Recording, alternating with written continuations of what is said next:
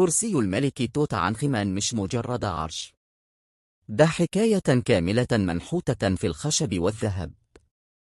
على ظهره يظهر واحد من أرقى المشاهد الإنسانية في تاريخ الفن، الملك في جلسته المهيبة، وزوجته عنخ آمون بتنحني برقة، ولمستها الخفيفة على كتفه بتملأ اللحظة دفء وقرب بين زوجين عاشوا في قلب البلاط الملكي.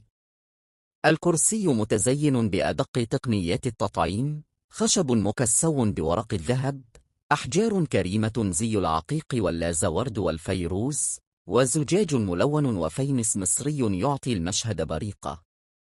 كلوطية في الملابس، كل لمعة في الإكسسوارات، وكل شعاع من أشعة آتين حوالينهم بيؤكد إن الفنان المصري القديم كان بيصنع مشاهد مليون حياة ومشاعر، مش مجرد رموز ملكية.